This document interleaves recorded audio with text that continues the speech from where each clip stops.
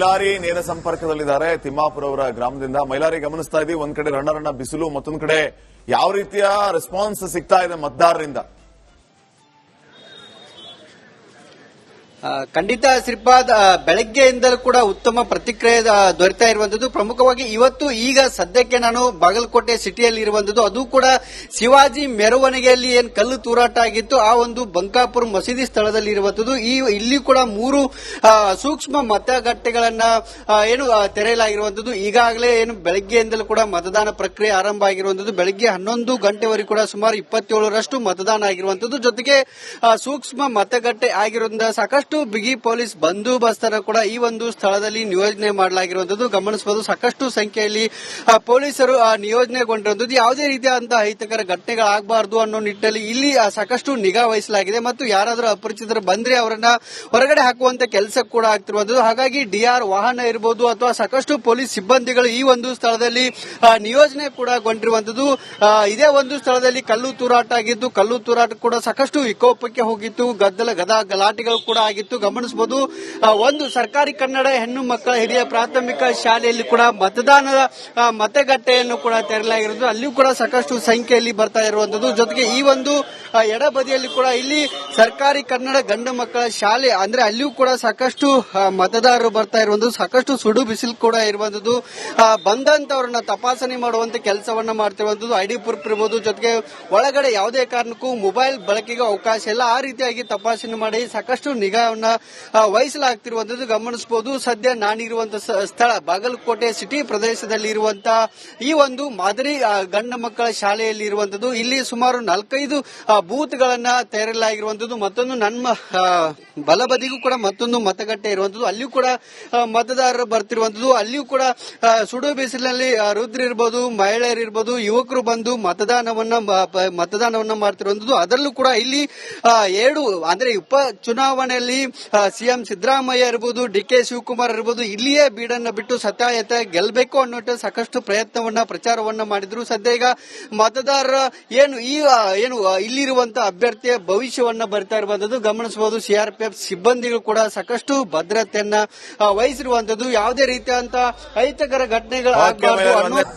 ಮೈಲಾರಿ ನೇರ ಸಂಪರ್ಕದಲ್ಲಿದ್ದಾರೆ. ತಿಮ್ಮಾಪುರ ಅವರ ಗ್ರಾಮದಿಂದ ಮೈಲಾರಿ ಗಮನಿಸ್ತಾ ಇದ್ದೀವಿ. ಒಂದ್ ಕಡೆ ರಣ ಬಿಸಿಲು, ಮತ್ತೊಂದ್ ಕಡೆ ಯಾವ ರೀತಿಯ ರೆಸ್ಪಾನ್ಸ್ ಸಿಗ್ತಾ ಇದೆ ಮತದಾರರಿಂದ?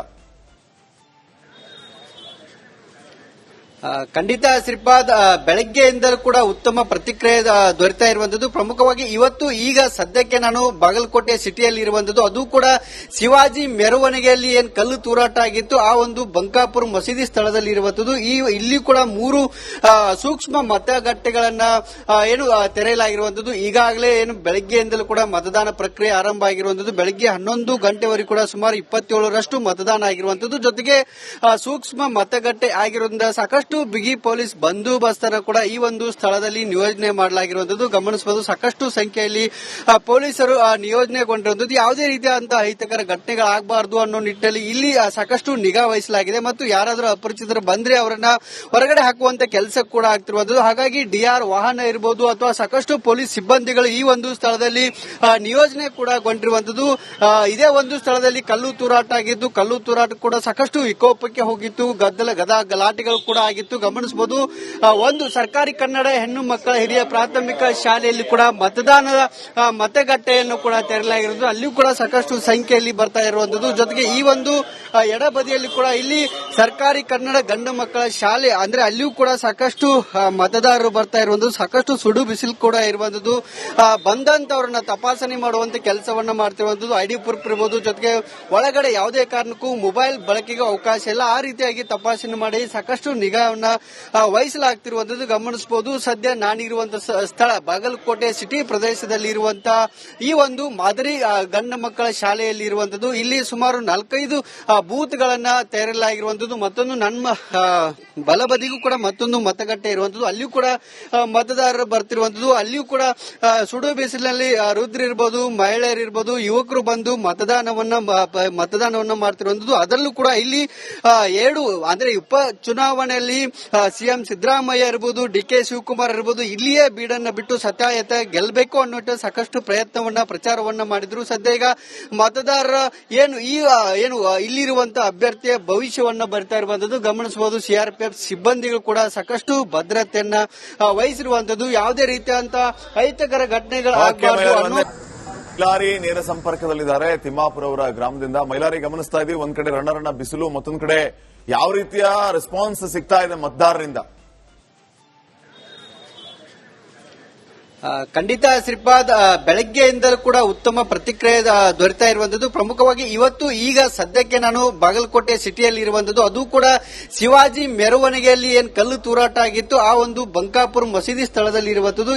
ಇಲ್ಲಿ ಕೂಡ 3 ಸೂಕ್ಷ್ಮ ಮತಗಟ್ಟೆಗಳನ್ನ ತೆರೆಯಲಾಗಿರುವಂತದ್ದು. ಈಗಾಗಲೇ ಬೆಳಗ್ಗೆಯಿಂದಲೂ ಕೂಡ ಮತದಾನ ಪ್ರಕ್ರಿಯೆ ಆರಂಭ ಆಗಿರುವಂತದ್ದು. ಬೆಳಗ್ಗೆ 11 ಗಂಟೆವರೆಗೂ ಕೂಡ ಸುಮಾರು 27ರಷ್ಟು ಮತದಾನ ಆಗಿರುವಂತದ್ದು. ಜೊತೆಗೆ ಸೂಕ್ಷ್ಮ ಮತಗಟ್ಟೆ ಆಗಿರೋದ್ರಿಂದ ಸಾಕಷ್ಟು ಬಿಗಿ ಪೊಲೀಸ್ ಬಂದೋಬಸ್ತನ್ನು ಕೂಡ ಈ ಒಂದು ಸ್ಥಳದಲ್ಲಿ ನಿಯೋಜನೆ ಮಾಡಲಾಗಿರುವಂತದ್ದು ಗಮನಿಸಬಹುದು. ಸಾಕಷ್ಟು ಸಂಖ್ಯೆಯಲ್ಲಿ ಪೊಲೀಸರು ನಿಯೋಜನೆಗೊಂಡಿರುವಂತದ್ದು. ಯಾವುದೇ ರೀತಿಯಾದಂತಹ ಅಹಿತಕರ ಘಟನೆಗಳಾಗಬಾರದು ಅನ್ನೋ ನಿಟ್ಟಿನಲ್ಲಿ ಇಲ್ಲಿ ಸಾಕಷ್ಟು ನಿಗಾ ವಹಿಸಲಾಗಿದೆ ಮತ್ತು ಯಾರಾದರೂ ಅಪರಿಚಿತರು ಬಂದ್ರೆ ಅವರನ್ನ ಹೊರಗಡೆ ಹಾಕುವಂತ ಕೆಲಸ ಕೂಡ ಆಗ್ತಿರುವಂತದ್ದು. ಹಾಗಾಗಿ ಡಿಆರ್ ವಾಹನ ಇರಬಹುದು ಅಥವಾ ಸಾಕಷ್ಟು ಪೊಲೀಸ್ ಸಿಬ್ಬಂದಿಗಳು ಈ ಒಂದು ಸ್ಥಳದಲ್ಲಿ ನಿಯೋಜನೆ ಕೂಡ ಗೊಂಡಿರುವಂತದ್ದು. ಇದೇ ಒಂದು ಸ್ಥಳದಲ್ಲಿ ಕಲ್ಲು ತೂರಾಟ ಆಗಿದ್ದು, ಕಲ್ಲು ತೂರಾಟ ಕೂಡ ಸಾಕಷ್ಟು ವಿಕೋಪಕ್ಕೆ ಹೋಗಿತ್ತು. ಗಲಾಟೆಗಳು ಕೂಡ ಆಗಿತ್ತು ಗಮನಿಸಬಹುದು. ಒಂದು ಸರ್ಕಾರಿ ಕನ್ನಡ ಹೆಣ್ಣು ಮಕ್ಕಳ ಹಿರಿಯ ಪ್ರಾಥಮಿಕ ಶಾಲೆಯಲ್ಲಿ ಕೂಡ ಮತದಾನದ ಮತಗಟ್ಟೆಯನ್ನು ಕೂಡ ತೆರಲಾಗಿರುವುದು. ಅಲ್ಲಿಯೂ ಕೂಡ ಸಾಕಷ್ಟು ಸಂಖ್ಯೆಯಲ್ಲಿ ಬರ್ತಾ ಇರುವಂತದ್ದು. ಜೊತೆಗೆ ಈ ಒಂದು ಎಡಬದಿಯಲ್ಲಿ ಕೂಡ ಇಲ್ಲಿ ಸರ್ಕಾರಿ ಕನ್ನಡ ಗಂಡು ಮಕ್ಕಳ ಶಾಲೆ ಅಂದ್ರೆ ಅಲ್ಲಿಯೂ ಕೂಡ ಸಾಕಷ್ಟು ಮತದಾರರು ಬರ್ತಾ ಇರುವಂತದ್ದು. ಸಾಕಷ್ಟು ಸುಡು ಬಿಸಿಲು ಕೂಡ ಇರುವಂತದ್ದು.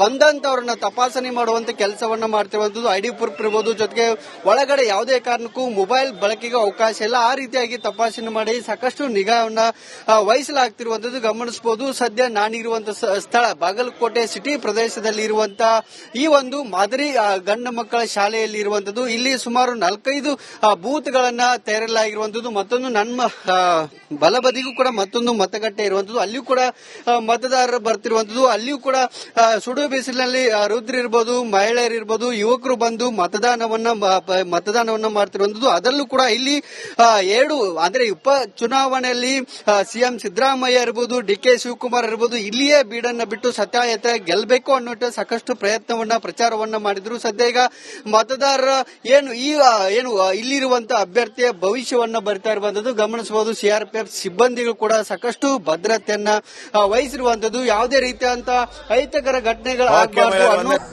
ಮೈಲಾರಿ ನೇರ ಸಂಪರ್ಕದಲ್ಲಿದ್ದಾರೆ. ತಿಮ್ಮಾಪುರ ಅವರ ಗ್ರಾಮದಿಂದ ಮೈಲಾರಿ ಗಮನಿಸ್ತಾ ಇದ್ದೀವಿ. ಒಂದ್ ಕಡೆ ರಣ್ಣ ಬಿಸಿಲು, ಮತ್ತೊಂದ್ ಕಡೆ ಯಾವ ರೀತಿಯ ರೆಸ್ಪಾನ್ಸ್ ಸಿಗ್ತಾ ಇದೆ ಮತದಾರರಿಂದ?